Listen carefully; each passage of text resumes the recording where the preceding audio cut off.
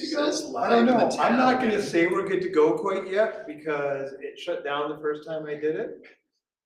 But it looks like it's live right now. And, all right, You know, I'm just gonna say this. Hey, thanks everybody for being here tonight. Welcome to MISEC Grand Rapids. My name is Richard Maloli. I am a senior security consultant at Digital Elevation.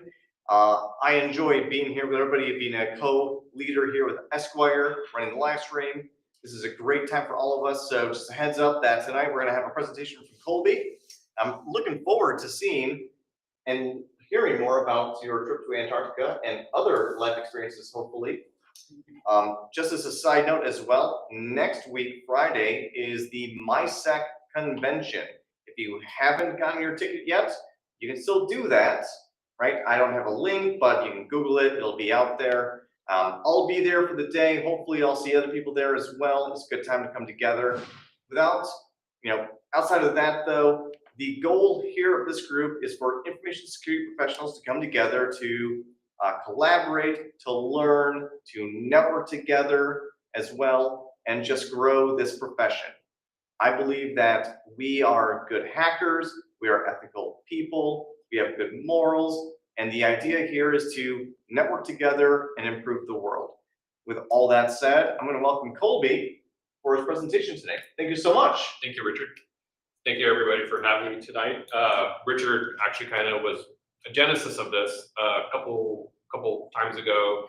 We were talking about traveling and things of that nature, and I had mentioned I've been to Antarctica, and everybody's ears kind of perked up, and so that was kind of the thought of it.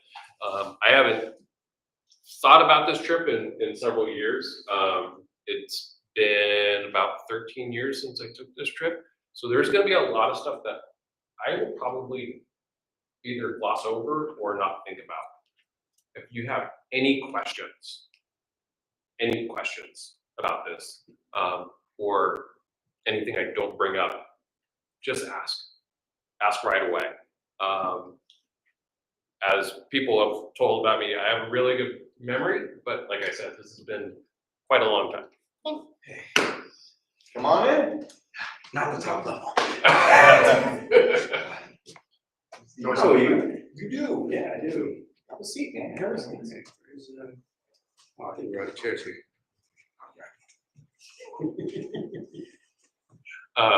So cool. And so I put this together. It's going to be a little bit of a slideshow. It's going to be a little bit of talking, a little bit of life stuff. Yeah, this will be it. And much more. So how low can you go? And regardless, Antarctica is actually a really, really cool place. So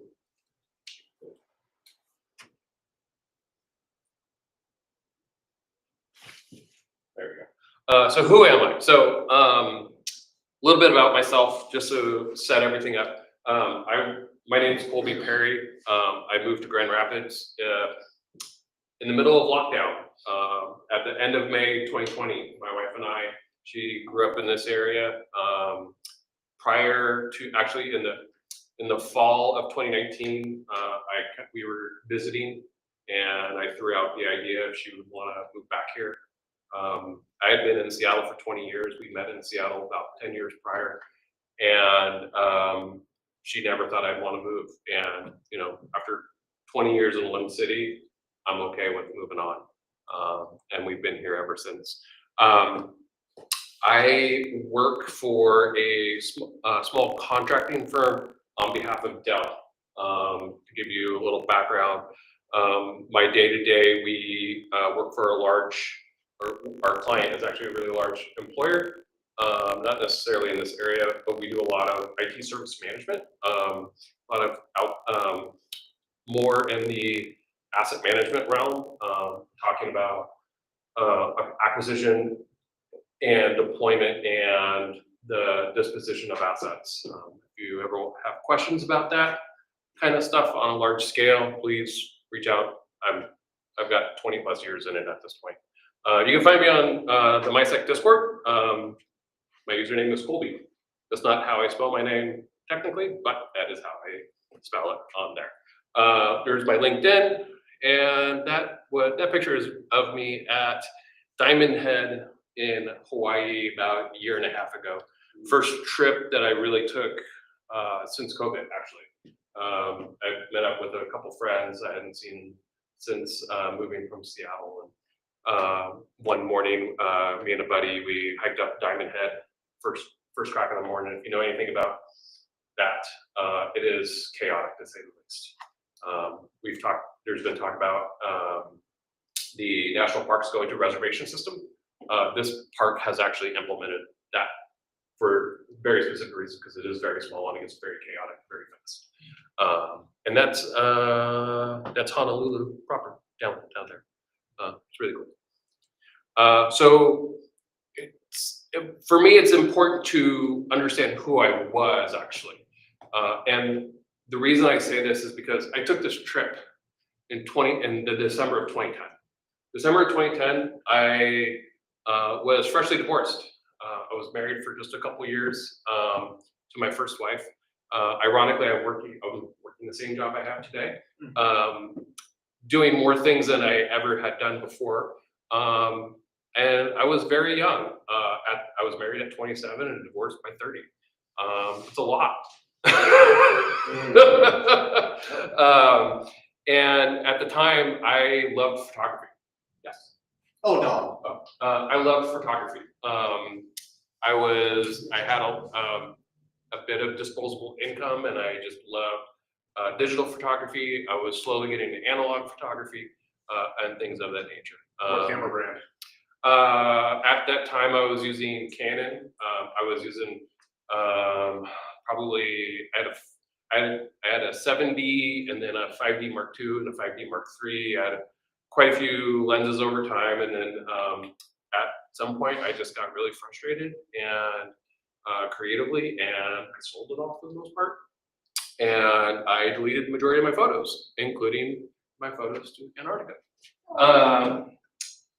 It's one of those things that you just, it's one of those things you just kind of do, and there's a little regret, but not a whole lot.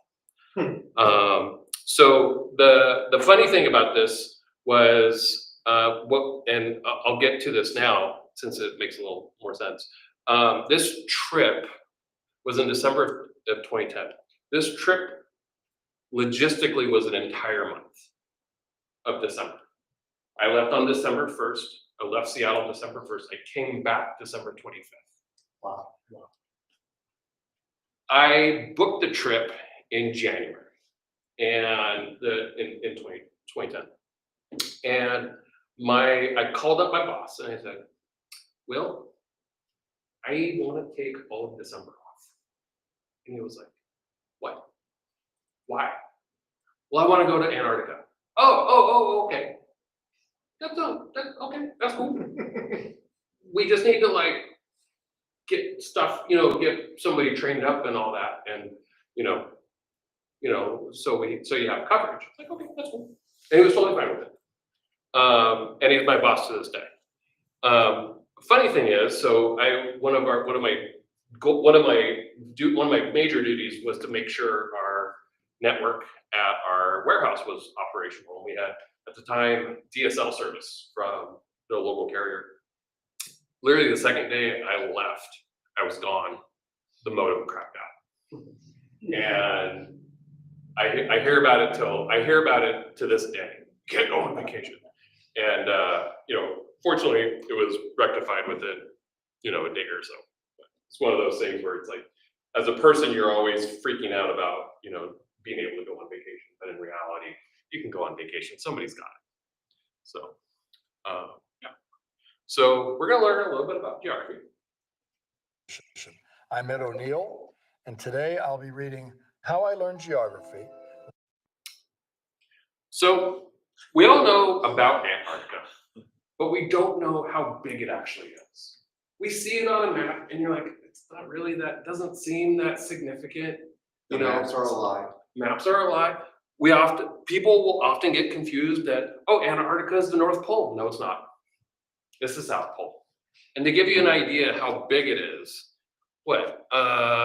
It's 2 Australias. How many North Americas? It's a little. North America's half or double, almost double. But we always talk about Texas. How big is Texas? Texas is so. If you put Texas on the continental United States, it is giant, and it's not really that big in the grand scheme of things. What is that? 20 times the size? I thought it was just everything is bigger in Texas. No. Yeah, everything's bigger. And the best part about Texas is Alaska is twice as big as Texas. That's what Texans really don't like. I can confirm that. But yeah, so to give you, there are multiple ways to get to Antarctica. I'll show you the way that I took. But another way to go is actually through New Zealand, which is right here, and go down this route. And you have the Ross ice shelf down here too, which is this like giant ice cliff. And there's different ways to go to Antarctica. There's two traditional ways, which I went through South America and then the New Zealand route. And you can also take a flight from Australia and do a flyover. And if you read about that, there was actually a tragedy about 40 years ago where a Qantas airplane crashed into a mountain. It was really thick fog, and they didn't see it, and radar wasn't working right, slammed right into it, they're dead. So, but it's one of these flights too that it's a modified airplane where everybody has window seats. So it's pretty fascinating, but it's not the way I would like to travel. Here's an overview map of Antarctica. Antarctica is split up into 10 countries or so. And what I mean by that is no one country owns Antarctica. It's a continent. And it was unclaimed for a really long time until about World War II. After World War II, during World War II, it was said that the Germans wanted to try to occupy it as a strategic point. And after that, there was a treaty signed, and the big treaty owners all have a slice of it. And one thing you'll notice is the United States actually doesn't have a slice of it, but we have bases there. We actually work with New Zealand to have Scott Base and McMurdo. And a lot of these bases that were established aren't established anymore because a lot of these countries have abandoned their bases because they're too expensive to operate. We saw that on our trip. Like we passed by an Argentinian base that was vacant, that had been vacant for years. One of the really fascinating things about it is that it's incredibly dry there. You don't necessarily think of that, but it's kind of a desert. It's windy, it's dry, it's very cold. But because it's dry and there's not much humid, it preserves really well. And this is where I'll show later. So this is South America right here. This is the very southern tip of South America. How do I get to the Red Cafe? The Red Cafe? Let's see. Go to the corner and turn left. Left. Go 2 blocks and turn right. Right. Around the corner is a train station. Take the train. To get there from Seattle, to get to the town of Ushuaia, Argentina, is approximately 8,500 miles through the air. I actually was able to find my itinerary from this, and this is what it was. It was Seattle to Los Angeles to Lima to Buenos Aires, where I overnighted. I think this LA to Lima was an overnight flight, and then I changed airports in Buenos Aires.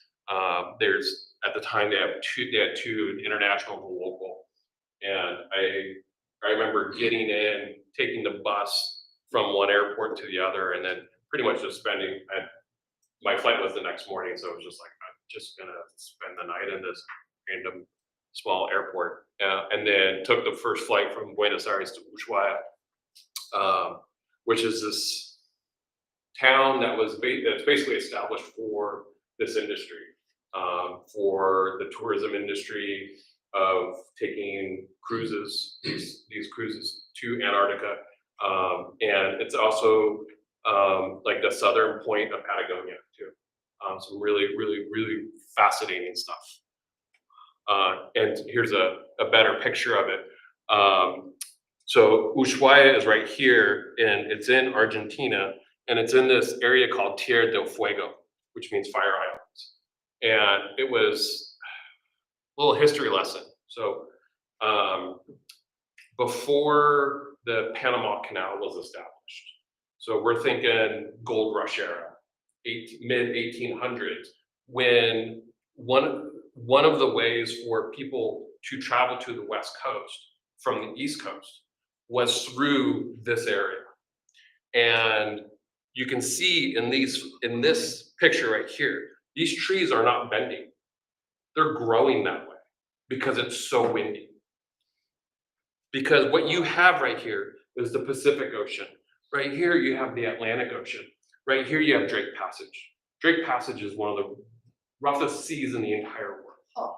And so what's happened over time, so back in the gold rush, this was a frequent route to get through. It took about 6 months to go from, South Carolina all the way to San Francisco Bay Area. And the success rate wasn't always the greatest. And one of the things that me and a buddy, we got there about 2 days before, and we were driving around, and we came across some interesting stuff like fruit trees, orange trees. And we were talking to some people and some historians are like, what is an orange tree doing here? He goes, these were established during that time because of scurvy. This area became a drop off, became a refilling point because it was semi-colonized to a point where they were able to refill. And to this day, this area is very contentious because you have Chile. Chile, goes all the way here and goes all the way up as that very sliver of South America. But then you have Argentina, and they break up. Or it goes into, there's a lot of politics around it. I can't forget the island. That's the British colony. Was Argentinian. And anyway, but yeah. So this is the route that we took from Ushuaia to Antarctica. So what I took was the base package, you could say, of Antarctica tours. It's kind of my first Antarctica tour. You go to the peninsula, you do touch land, you go to a series of small islands, you see a bunch of stuff, a bunch of cool stuff, I should say. But you don't go so far inland because partially is we're going in the summer. So for us, it's the winter, but for them, it's the summer. But you can only go so far because what you'll see is that not every, your ships can only be so big. There's only so many things that you can do. These trips everybody goes to the same places because it's all set by this big organization that says you can only go to these places because this is largely a protected area. We don't want to disturb the wildlife that's here. One of the things they were touching on is like, if you see any signs of plant life, don't touch it. The likelihood of that succeeding is only going to be impeded by you. And so right here, this is just to give you reference from a previous photo of what that was. And so as you can see, it's huge. And this grows and contracts in the summer and the winter. And in the summer seasons is the summer and falls when they like Scott Base and McMurdo and all the other research stations that are still active become actually active. And at the end, I'll show you some pretty fun resources to read up on or watch. This is the ship, actually, not really. So to give you an idea, this is the Icon of the Seas. This is the largest passenger ship in the world, okay? It holds 7,600 people. It's over 1,200 feet long. So I like how you said human passengers, but what are the other passengers then? Well, because there's 2,300 crew. They're not human? They're not human? Yeah, like, I guess they're not passengers. They're not. are they Antarcticans? There are no residents. Yeah, nah. No, that's not the ship that we actually. This is the ship that we were actually on. This is the MS Expedition. This is the best photo I have of it. It only carries 200 people, and there's 69 crew. It's only 344 feet in length. It's a retired Finnish car ferry. You would never think of that, but one of the reasons is because this is a similar weather that Finnish car ferries have. And turns out Finland has one of the largest ferry fleets in the entire world.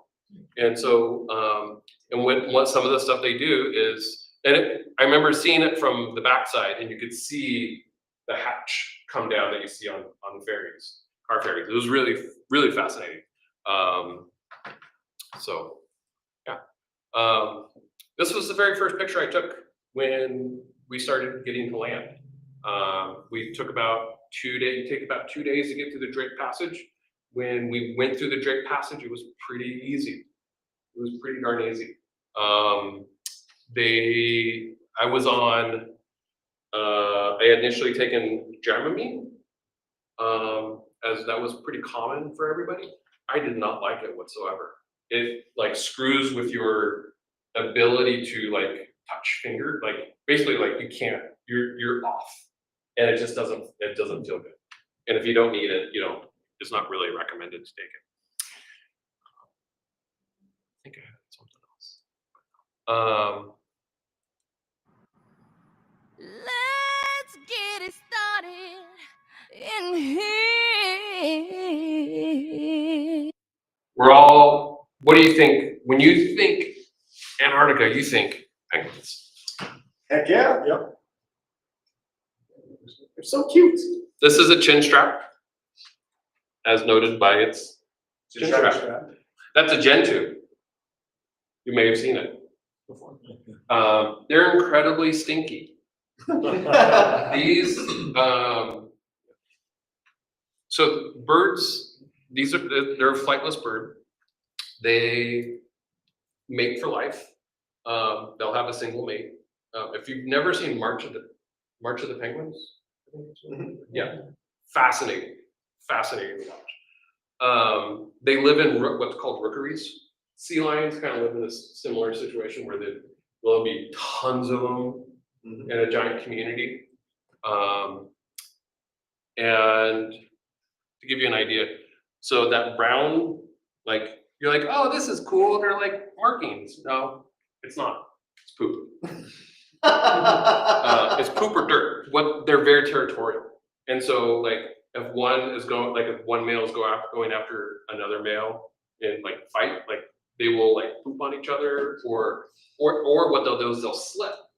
And because we always see the pictures of like penguins on their belly flying down, like no, they usually tripped and they're sliding down. So yeah, they're pretty cool. Here's some more.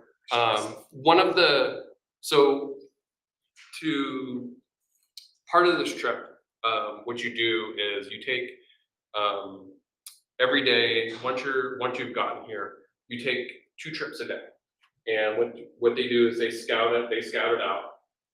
You get on a Zodiac, and you're briefed as to what you're most likely going to see and what they have mapped out for you. Because one of the rules of engagement are do not interrupt. But if a penguin comes up to you, that's okay. Don't come up to a penguin. Remember, you're in their space. Makes a lot of sense. Mhm. A lot, much with nature. And they're very curious people, or very curious creatures, because, I mean, they'll probably, the ones that have lived for, in this area, seen tons of people. And like, it's like, what the heck are, like, it's fascinating. But yeah, they're just really cool creatures. And they're, it's one of those things where you read about things and you see things, and and you can only get I wouldn't say hype yourself up, but there's a little, I myself usually set my expectations really low. And so, you can get, excited, and you don't have, you're not let down. And this was really cool. This was one of those things where it's, by then we're talking like 6-7 days worth of travel to get to this point. And it's like, we're here, we've made it. This is so cool. And now you're kind of like on this adrenaline rush. And not only that, it's summer here. And you're so far south, the sun doesn't set.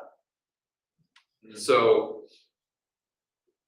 there's a lot of stuff going on, and they do a pretty good job of keeping you kind of like in a regular 9 to 5 almost.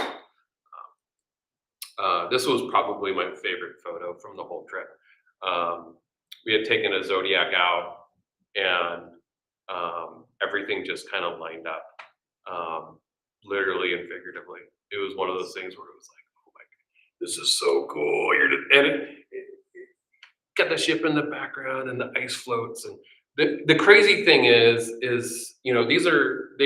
technically called ice floats. They're pure ice. And you'll be in your stateroom, which has real thick soundproofing just by design. You can hear those crack through it. I mean, and because you are where you are, like if you're outside and you hear something crack, you have no reference for where it actually is happening, because it's just 360 degrees of sound. There's no reflection going on. It's just crack. What? Yeah. The penguin's dancing there. Yeah. I was like, dance. And so, like I was kind of mentioning, when the guides get to shore before us, they will mark off areas. They'll be like, basically like, here's the path for you to take. It'll be like, maybe like a mile hike at the most. And they'll find something really fascinating. There's a rookery right there. You can see them all there. They smell terrible. It's awful. But again, you're just like, so cool.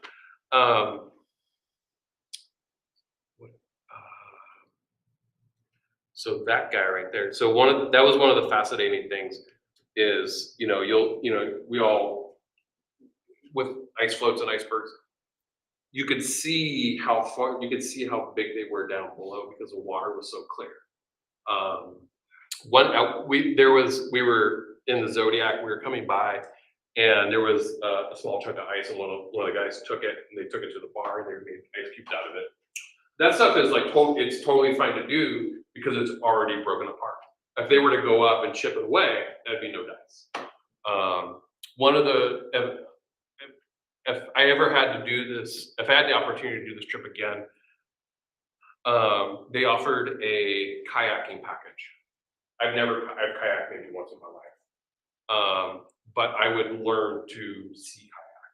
And what they did is, instead of going on a Zodiac to land every day, they would kayak. They had the option to kayak out the sea, and they were like, it was the coolest thing ever. It's like, you'd have a whale come by, you'd have sea lions come by, you'd have penguins come by, you'd have birds come by. You're like, absolutely amazing. Aww. These guys are mean as hell. They're cute, but they're mean. Watch any documentary. You can they're a predator. The penguin is their prey. Yeah. They love penguins because they're tasty. But yeah, you'll see there, and the guides will be like, hey, there'll be a sea lion out over there, you know, and they'll mark it off. You know, like you'll be about 200 feet away from, and you do it. One of the things I didn't touch on earlier about the trip, because the quantity of people is so low. Actually, let me back up. Who here has been on a cruise before? On that cruise, did you see people that did not want to be there? Yeah. On this cruise, you will not see that. People that are taking this cruise are there because they want to do it. Because you just don't wake up one day and go, I'm going to go to Antarctica, and then you instantly regret it. People that are doing it have genuine interest in it. And so there's this kind of almost this like shared camaraderie of going, this is going to be like one of the super coolest things I'm ever going to see. And for some people, like actually one of the buddies I was with, it was his last holiday. And so there's a lot of people that are like, this is the last place I have not been yet, which is really fascinating. I still have Africa on my list, still haven't been to Africa. But yeah,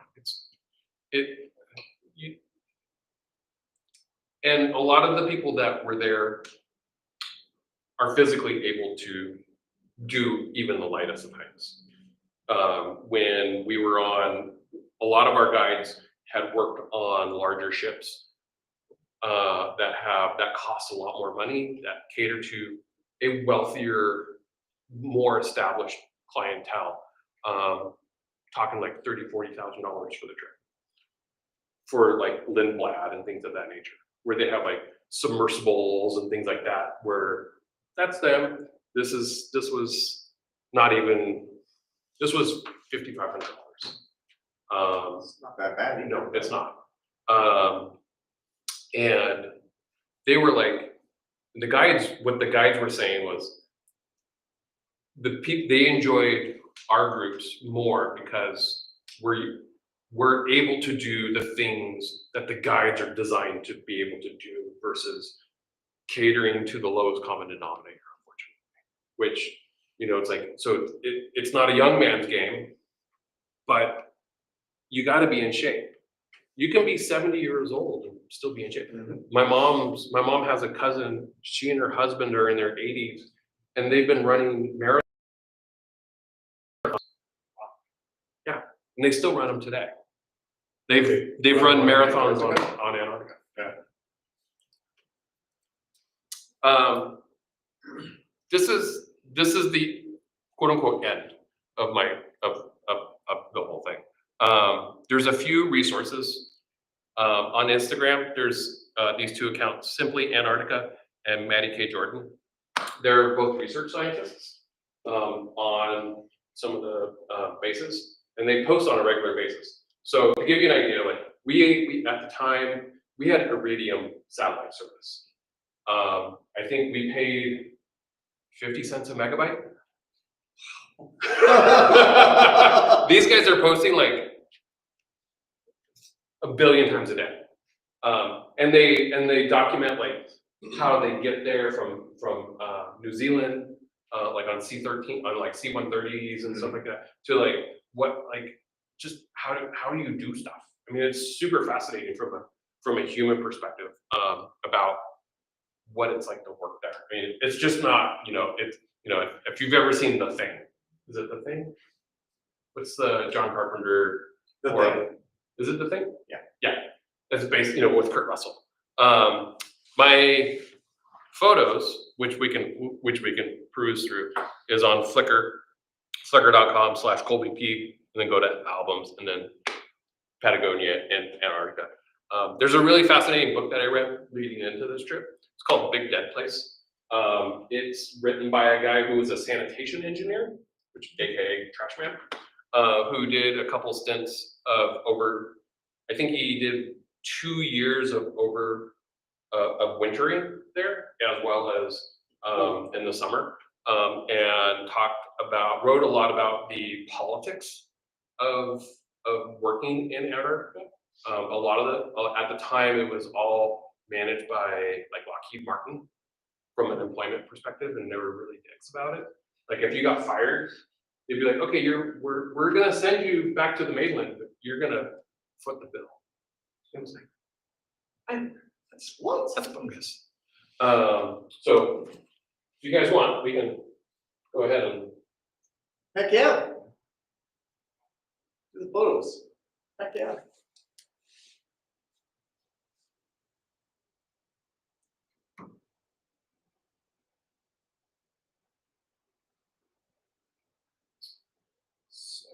So these are some more pictures of Patagonia. And it was, is that where those coats come from? Not where they come from, but in the same. There's actually a really fascinating like documentary about the creation of the Patagonia clothing company called, I think it's called 180 Degrees. I think it's called 180 Degrees. And it follows this one guy in his journey. Kind of, it's very existential. He has like a very personal crisis of himself, and he ends up interviewing the two founders of Patagonia, and they go in and they talk about how they've actually gone in and if you don't know, Patagonia's, the clothing companies, their whole ethos basically is we take the profits from the sale to buy more land of Patagonia to help restore Patagonia, because the countries that are in Patagonia have been a very poor stewards of retaining what Patagonia is. And so their whole process has been, we need to buy it. You need to buy the land from the countries to help preserve it. Really fascinating. Those trees. So this was part of the colonialization of it, where Haverton, where there was English colonial people there. There's a Jeep that was pretty much in really good condition because of the weather, more after effects of the wind. If you love hiking, it's a beautiful place. This right here, that's on the right. That's the first photo that I took of us departing Ushuaia. There's land. Yeah, these guys. I mean, they're so darn photogenic. Especially with that lipstick on. Right. You can see how they get really territorial. In the males, they do what they can. They sit on the nest. The trigger is a laser pointer, by the way. Oh, look at that. Cool. Now you tell Yeah, right. So yeah, you can see the egg right there.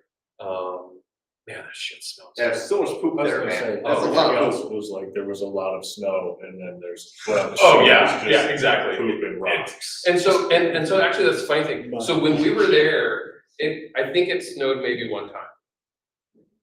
And you think of a place like this of it always snowing, but I couldn't tell you also how cold it was, because it's like winter here. You get to a point where you're just always wearing the same quantity of layers. It's like that there. So it's Minnesota then? Yeah. Yeah. It was. It's Minneapolis. If I had to put a guess on it, it was probably between 0 and 5 degrees Fahrenheit. Yeah. Okay. And because the sun never goes down entirely, it's fine. One night so back up. So I was part of a group. So do you guys know of TourCon in San Diego? Okay. One of the founder of it, he had moved to Seattle and did a like every other year called Tour Camp. And one of the years he was like, hey, let's go to Antarctica. And so he had organized this trip. And one of the things that we had gotten organized through all the logistics was we got to camp out on an ice floe. It was cold. I was talking about how you hear the cracks and you're sitting, imagine trying to sleep in a tent. You have hot water bottles on your legs because it's that cold, and you're hearing crack, crack. Guys are like, it's good. You know, where we are is totally fine. You know, we will tell you if it's not okay. So I've been on a hike where I heard a pop and a crack, and quite literally 5 feet away, the tree falls down next to me. Like, when I hear a pop and a crack when I'm out in the wild, no, I'm not okay. I'm moving around, I'm running away from now on. This is more chin straps. I mean, they're just the cool thing is because it's so if you're like even like remotely into photography, it's not an incredibly difficult subject to photograph because it's so bright and there's so much contrast. So it's not like colors are just blending together. That happens with the snow, but because of the penguins of their dark nature, of their dark color in nature, you don't. Autofocus works really well. Auto exposure works really well. You know, you're just kind of like in a paradise where you're in a situation where it's so hard to screw up a photo because not everybody has this opportunity. Did you shoot with anything specific at the time? Like a specific camera? Oh, specific this film trip, or anything? yeah, this trip I had probably a 5D Mark II and From Canon? Canon. So DSLR? Yeah, DSLR, full frame, 35 millimeter, and then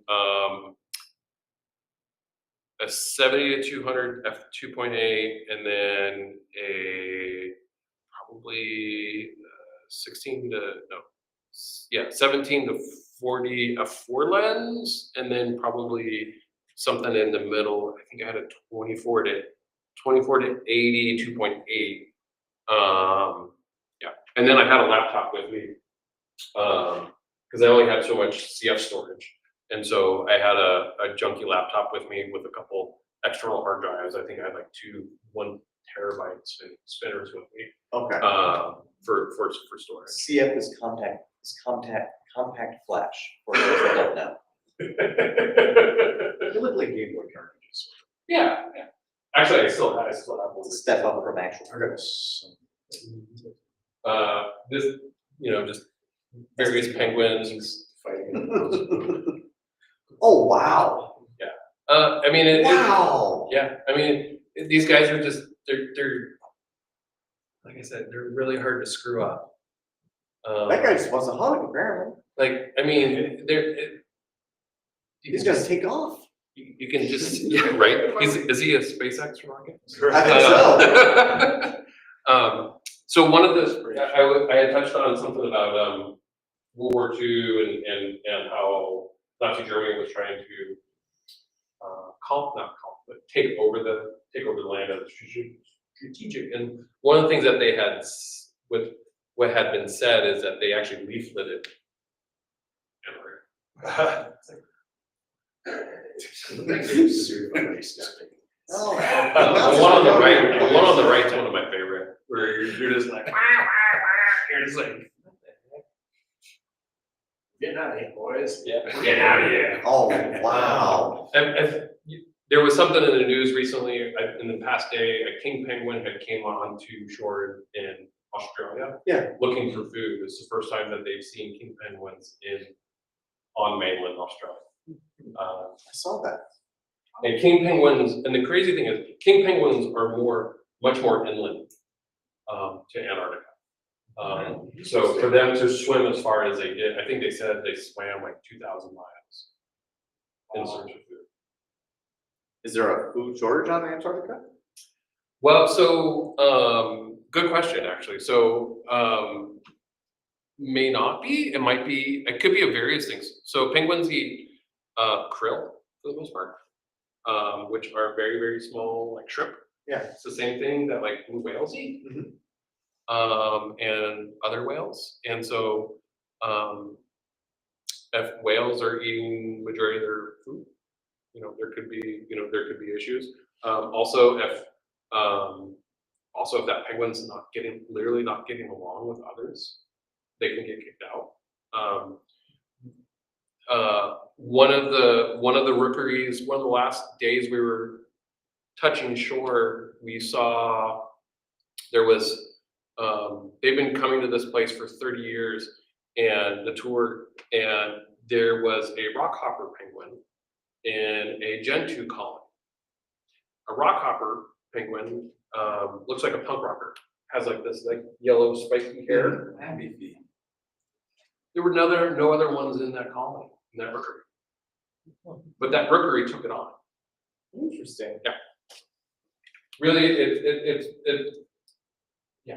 So do you think that, king penguin, that maybe they're using Australia as like some sort of penal colony? They're taking over. They're taking They're over. gonna take it over. I mean, there is precedent for that. Thank you, Esquire, for that.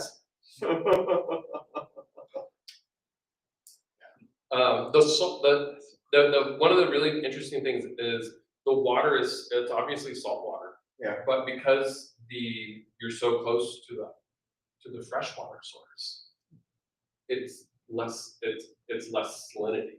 So it's brackish. Yeah. Wait, there's fresh water in Antarctica?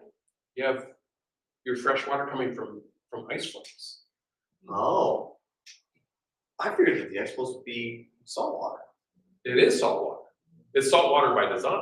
Obviously, it is salt water, but you have this influx of fresh water being melted at the same time. Okay, I guess that makes sense. Yeah, because I figure all the snow has to be fresh water then, so. So you have all this runoff, and so you can see there's a fair bit of exposed rock. These guys are just, it's so. I think that's the thing that bugs my mind right now is that growing up here in US of A, every time you read about or learn about Antarctica, you just see white. Right. But there's actual rock, there's earth there as well. It's not this giant glump of stuff. There's a whole ecosystem there, and that's one of the things that we learned about, because this what they do on these trips, they're basically called eco trips, ecological vacation, eco vacations. Were the first time I ever heard it. You hear about it with like the Galapagos, another place. One of the big things that I did not understand going into this trip is how much I was going to take away from it. You learn so much about this place, but also its impact on the entire world. What happens if this place goes? We know sea levels rise, so does Florida. Right? We as a country, we have a major port city that is literally under sea level in New Orleans. That would be impacted. There's all these crazy things. That's just the ice mounts, but you also have this delicate ecosystem here. One thing you'll notice that here is actually two things: narwhals and polar bears do not live in Antarctica. They live in the North Pole. Why is that? Do you know? They are native to that area. Could they live there? That's a good question. That's a that's one of those questions of, one of the things, like when you read about like bears, because there's been bears, when you look at polar bears and black bears and brown bears, there's been cases of interbreeding. Very rarely, but they have interbred, because to get to the North Pole is quote unquote much easier because you have much more landmass that leads up to it. And so there's this more opportunity for cross-pollination. Now for narwhals, could they survive going all the way south?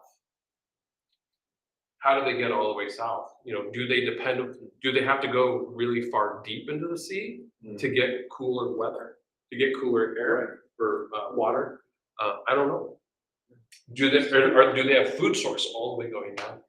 And then how do they defend themselves? Because one of the other really neat things is we got to see orcas in the wild. I had seen orcas in the wild before, taking whale watching tours outside of Seattle. Yeah. But this was like mama orca and baby orca, like teaching each other how to hunt, you know, like really like stuff that you see on National Geographic. This is once in a lifetime opportunities. It's really fascinating.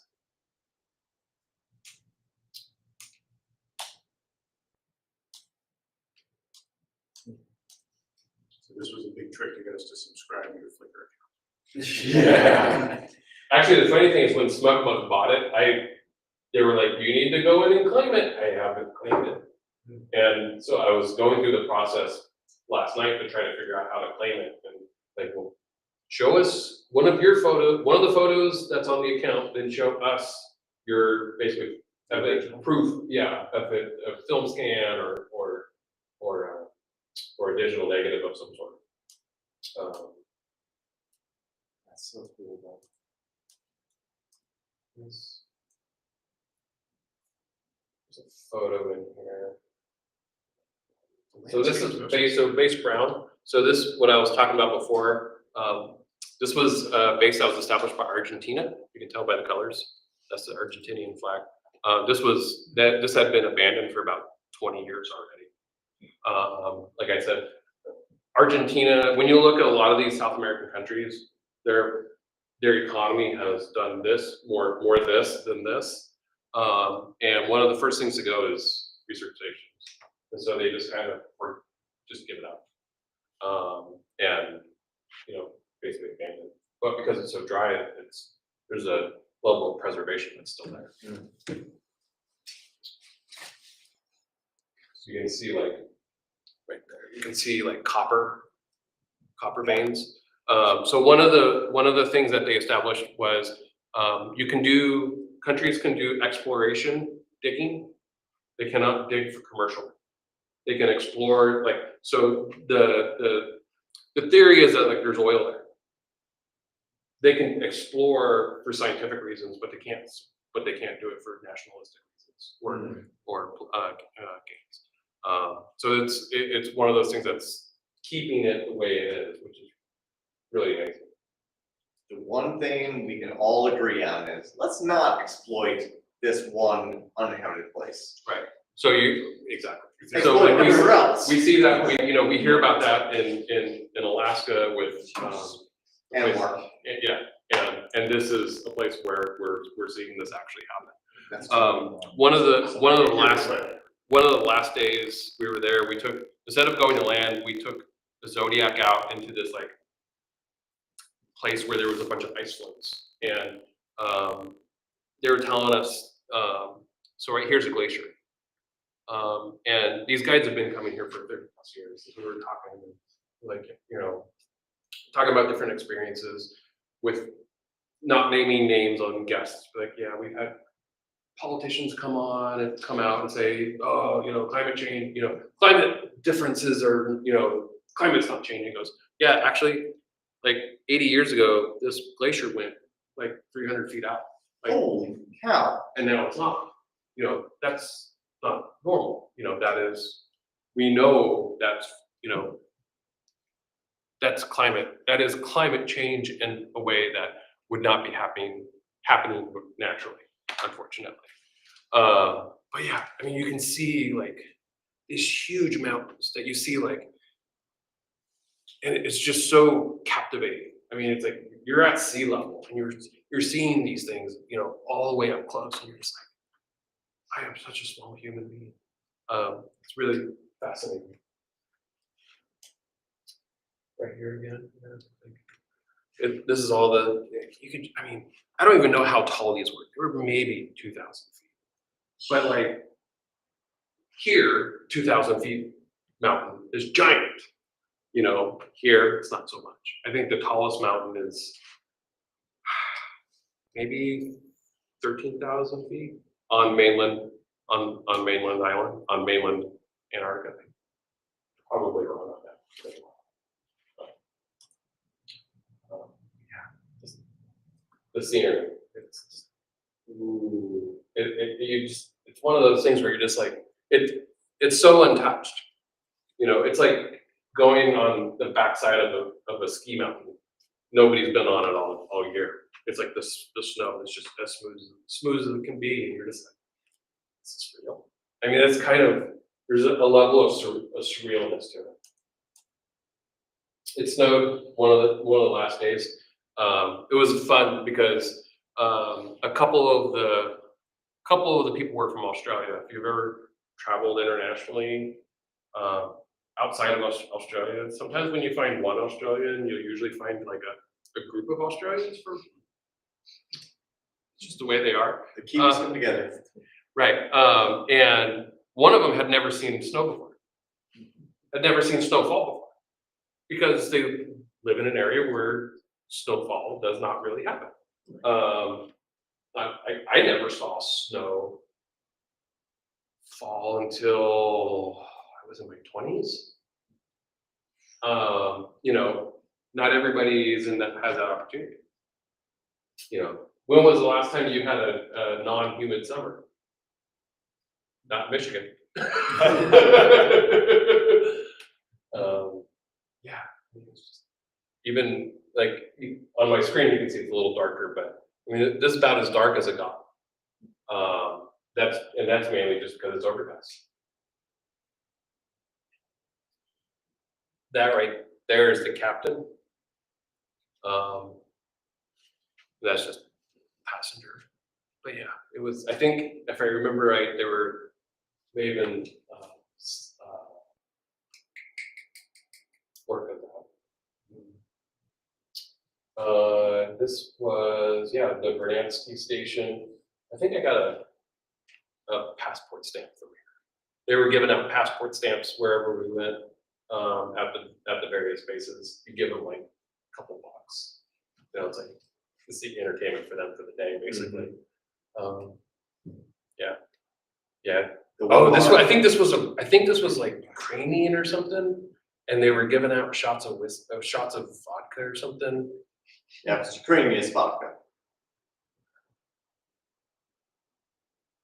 Yeah, the southernest most souvenir shop in the world. Wow. Wherever you go, there's a shop. Yep. Yeah, I mean, it's just, You want to talk about a great way to get the water for your vodka. right?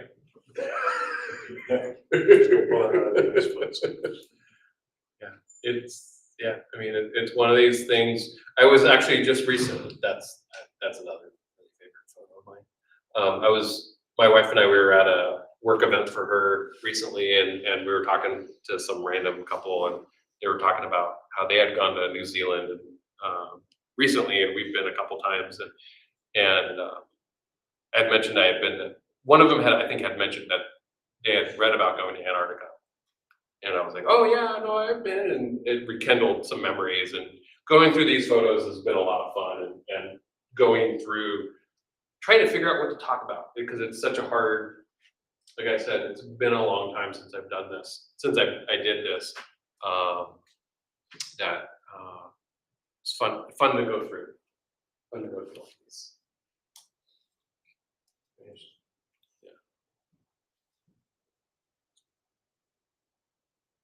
Aww.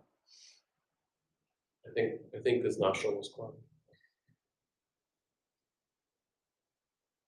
That was the dead one.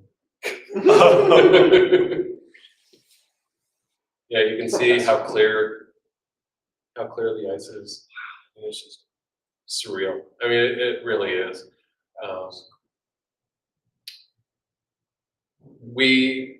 One thing we didn't see. We did see some sea lions, but we didn't see any.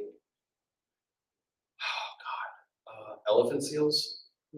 If you go north, in some of the islands between Argentina and the peninsula, there are elephant seals. Which, if you've ever been to like Southern California, like to the beaches in Southern California, there's those giant seals. Those are elephant seals. They're incredible, and you'll have one male elephant seal and a whole like 100 females. And what they do And so, and so the males, they fight each other to the, like, just gruesome battles. And the loser leaves, and living in Seattle, we would get male elephant seals. And what they would do is they would come all the way up the coast of from California to Oregon and Washington, feed on the salmon. They fatten up. They go back down to Southern California for another fight. And so these, I mean, look them up, like elephant seals. I mean, they're thousands of pounds with giant tusks, and they like belly fight. I mean, it's Getting shaky, It's- swimming. it is wow. Don't even. It's like, yeah. I don't even know what it's like. Damn, nature, you scary. Yeah, it is. Yeah. Or, yeah. It's everybody takes away something different from it. If I have an opportunity to do it again, and I want to do, I tell myself, you know, it's a trip that I would like to go with my wife. She's never been. She knows if we were to do this trip again, I would go from New Zealand and go that route to see things I haven't seen before. Lord of the Rings tour. We actually went to Hobbiton. Pretty cool. So, actually, I'll show a picture of Hobbiton. Yeah. So this was one of the really, so like to give you an idea how dry, and these are canned goods from the like 60s. Holy cow. I think there's Quick roads. like there's a grinder. There's utensils. There's no signs of rust. No rust. Yeah. I mean, it's bananas. I'd be curious to know how how the power situation, like Electricity. yeah, Solar- like, there must have been hydro. Must have been you know. So one of the last places we went to was where they was it Shackleton? No, it was way after Shackleton. They had killed tons of whales, and they were using the seal blubber, seal fat or whale fat as fuel sources, and that stuff is still there because they don't want to ever take it down. Really, really fast.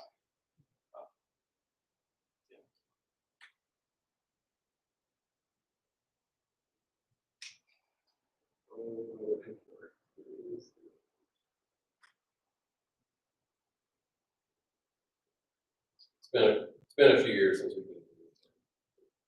we've been. I went in 2014 by myself. I had just met my wife, and then we went in 2018, about a year after we got married, and we did the first trip I did. I did 2 weeks on the South Island via camper van. Second time we did 1 week on the north, 1 week on the south.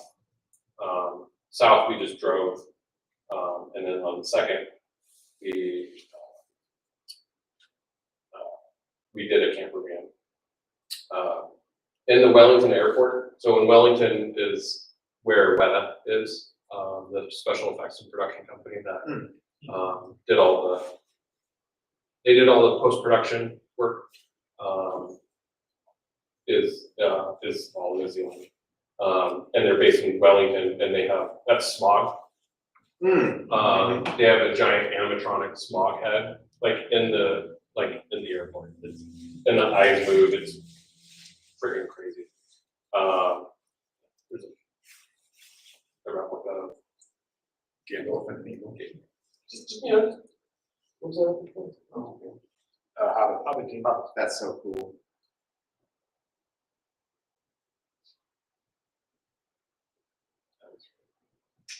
Oh, there's you get the first. There we go. So in Hobbiton, so this was after the second set of Lord of the Rings films were created. So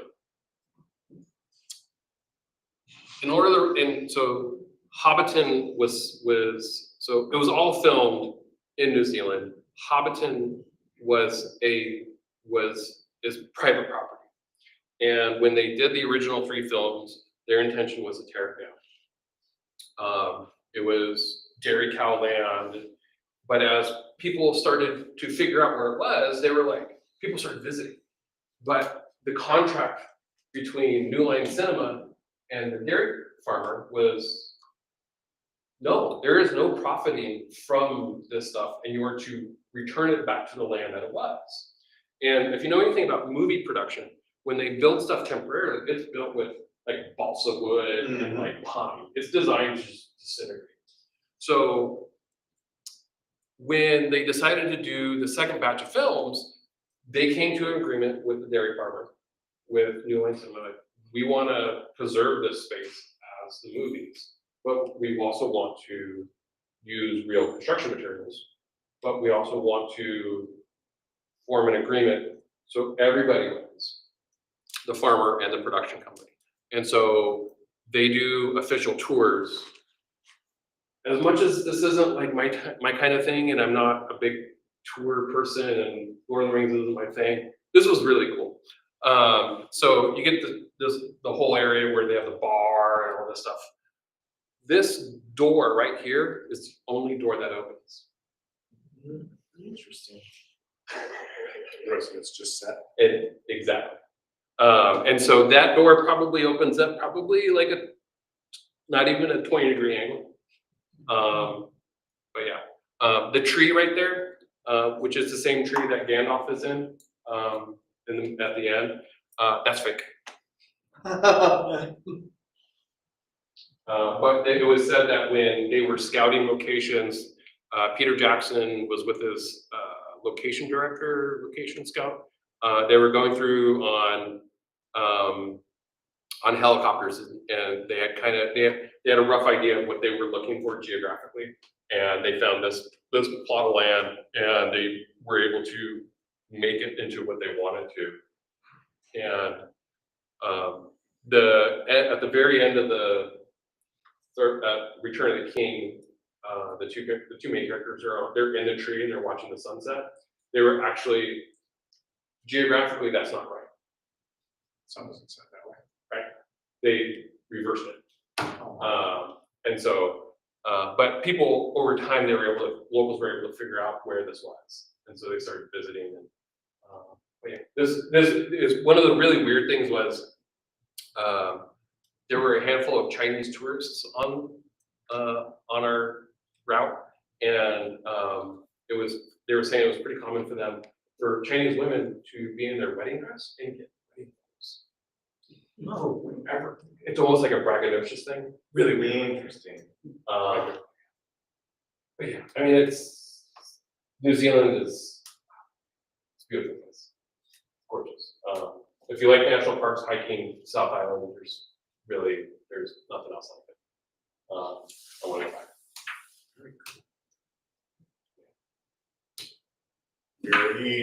There we go.